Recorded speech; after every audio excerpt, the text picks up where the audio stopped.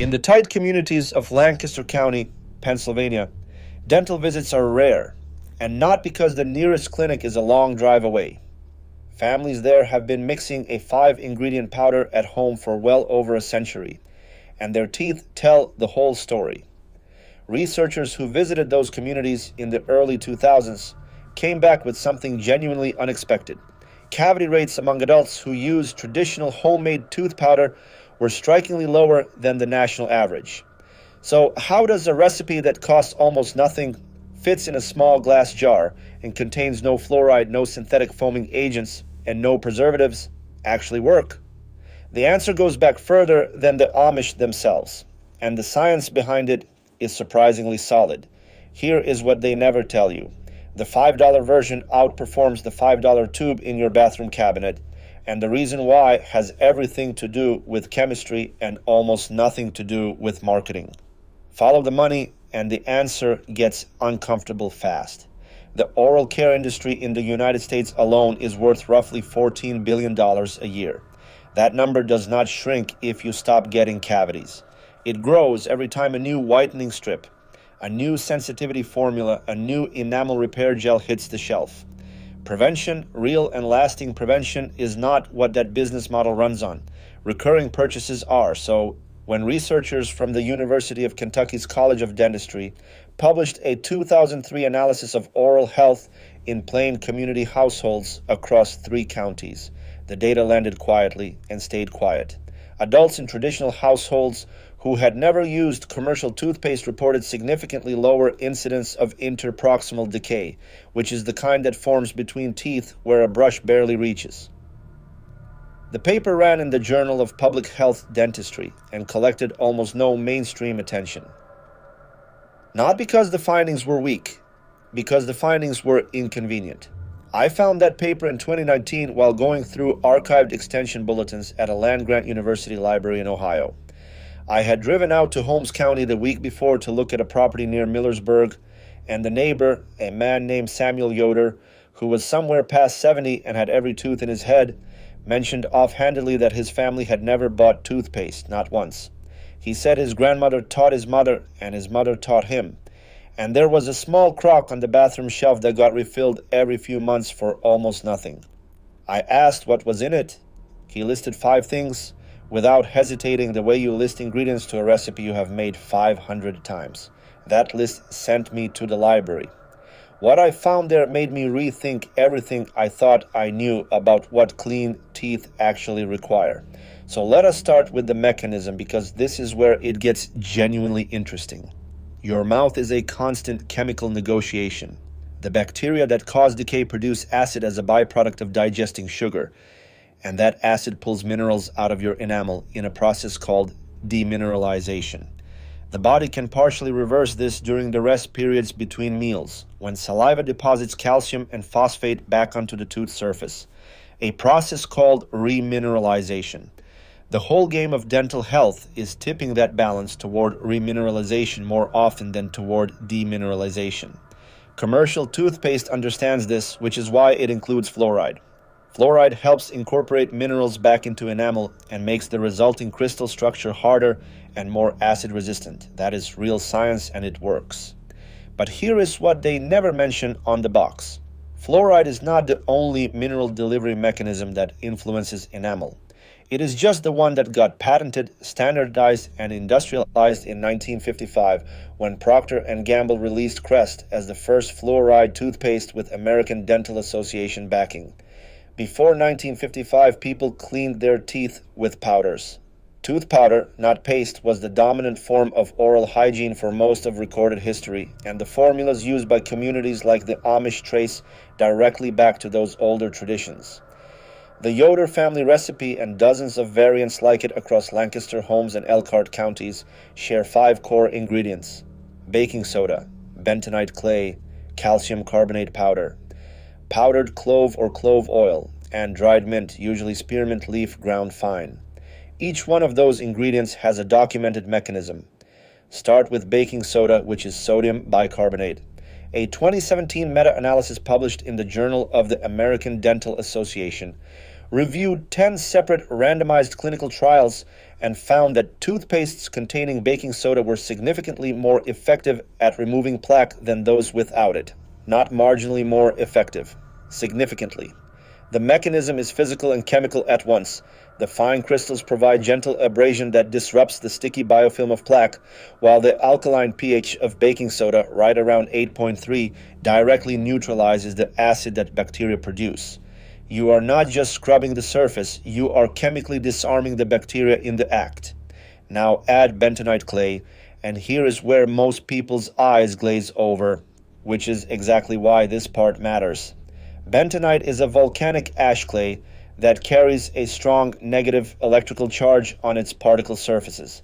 Bacterial cells and many of the acidic compounds they produce carry a positive charge. Opposite charges attract, and bentonite effectively pulls those compounds off the tooth surface and binds them into its own molecular structure. A 2015 study at the University of New Mexico's Dental Research Division found that bentonite clay suspensions reduced Streptococcus mutans counts. That is the primary cavity-causing bacteria, by approximately 62% in a controlled oral rinse trial. 62%. That is not a folk remedy result. That is a number a pharmaceutical company would put on a billboard if they could figure out how to patent a clay mineral. They cannot. So they do not. Calcium carbonate is the third ingredient, and it is the remineralization engine. Your enamel is made largely of a mineral called hydroxyapatite, which is a crystalline form of calcium phosphate. When acid pulls calcium ions out of that crystal structure, supplying calcium carbonate at the surface gives the saliva something to work with. The carbonate portion raises local pH, creating an alkaline environment that favors remineralization, and the calcium ions are physically available to be redeposited into the damaged enamel matrix. A 2009 paper from the Dental Materials Journal showed that calcium carbonate-based dentifrices produced measurable enamel hardness, increases in demineralized samples within 14 days. 14 days of brushing with something you can buy in bulk for about $3 a pound. Now, for the ingredient that most people overlook entirely, clove. Clove contains a compound called eugenol, and eugenol has been used in clinical dentistry since the 1800s. It is still used today in dental cements and temporary fillings because it is one of the most effective natural analgesic and antimicrobial compounds known. A 2006 study published in the Journal of Dentistry found that eugenol inhibited the growth of Streptococcus mutans at concentrations achievable through normal brushing with a clove-containing powder. It also has a mild anesthetic effect on inflamed gum tissue, which is why communities using this powder report far less sensitivity during and after brushing than people using commercial formulas with harsh synthetic detergents. The sodium lauryl sulfate in most commercial toothpastes, the ingredient that makes it foam, has been independently linked in 2 separate peer-reviewed studies to increased frequency of APH thawus ulcers, which are the painful mouth sores that most people call canker sores. The Amish Tooth Powder does not foam. It also does not cause that. The mint is last, and it is not just there for flavor. Dried spearmint contains carvone and a family of compounds called terpenoids that have documented antimicrobial activity against oral pathogens. A 2011 study in the Archives of Oral Biology found that spearmint extract inhibited the growth of 4 separate species of oral bacteria, including 2 associated with gum disease. It also stimulates saliva production, and saliva, your own saliva, is the single most underrated tool in oral health because it carries calcium, phosphate, and naturally occurring antimicrobial proteins called histidines directly to the tooth surface. More saliva means more natural remineralization. Every time you use something that dries your mouth out, you are borrowing against that system. This is the honest caveat, because this channel does not deal in miracle cures, and you deserve the full picture. Homemade tooth powder is not a substitute for professional dental care if you have active decay, cracked teeth, or gum disease that has already progressed to bone loss. If you have not seen a dentist in years, go see one first.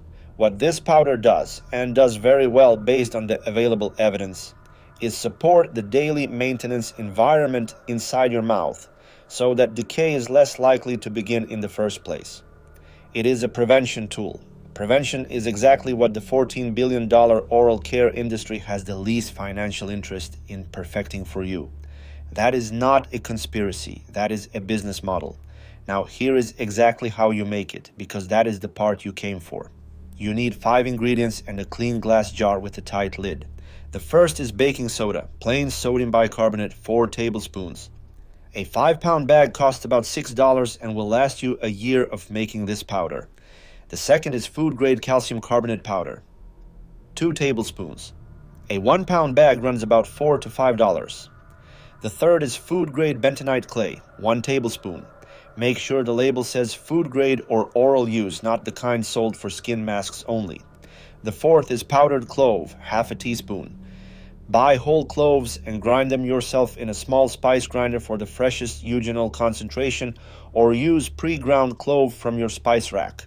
The fifth is dried spearmint leaf, 1 teaspoon, ground as fine as you can get it. Add everything to your glass jar, put the lid on, and shake it for about 30 seconds. The total cost for this first batch, even buying everything fresh, is under $5. Every subsequent batch costs closer to $1 because your bulk ingredients last so long. You use it by dipping a damp toothbrush directly into the jar, or by tapping a small amount into your palm and loading the brush from there to keep the jar uncontaminated.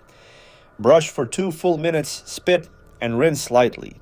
You will notice immediately that it does not foam, and your mouth will feel clean in a different way, cleaner somehow, without that artificial slickness that commercial paste leaves behind.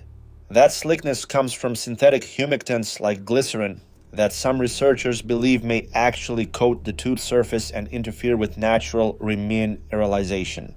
That argument is still debated in the literature, but it is worth knowing the debate exists. Samuel Yoder did not know any of this chemistry when he listed those 5 ingredients to me in a Holmes County driveway. He just knew that his grandmother's teeth lasted her entire life, and her grandmother's before that, and that the little crock on the shelf cost almost nothing to keep filled. There is one more layer here that almost nobody talks about, even in the communities where this powder is still used daily. The original Amish formulas that predate even the current generation of elders sometimes included a 6th ingredient, finely powdered white oak bark. White oak bark contains a high concentration of tannins, specifically a group called elegitannins, which have demonstrated in laboratory settings a strong ability to inhibit the enzymes that bacteria use to attach to tooth enamel. If bacteria cannot attach, they cannot form the biofilm that becomes plaque. A 2008 paper from the European Journal of Oral Sciences confirmed that oak bark extract showed meaningful anti-adhesion effects against Streptococcus mutans at concentrations well within what a powdered bark addition to a tooth powder formula would achieve. You can source food-grade white oak bark powder from herbal suppliers for about $4 per ounce, and adding a 1/4 teaspoon to the base recipe above gives you the complete traditional formula. If you are the kind of person who believes that real preventive solutions were quietly set aside because they were too cheap and too effective to generate the kind of recurring revenue that a $14 billion industry depends on, you already understand why this powder never made it onto a pharmacy shelf. Not because it does not work, because it works too well and costs almost nothing. This is what they took from you, not a product. A piece of common knowledge that generations of families used without a second thought until there was money to be made in replacing it with something that needed to be bought again every month. Drop a comment and tell me which ingredient surprised you most, or whether you have heard of this recipe before and whether your family had a version of it. And in the next video, we are going to look at another piece of knowledge from the same communities. The fat-based salve that Amish farmers have used for over 100 years on cracked skin and minor wounds. A formula that shares its core mechanism with a treatment that costs $40 a tube at any pharmacy, and why the patent on that treatment was filed by someone who almost certainly knew exactly what he was replacing.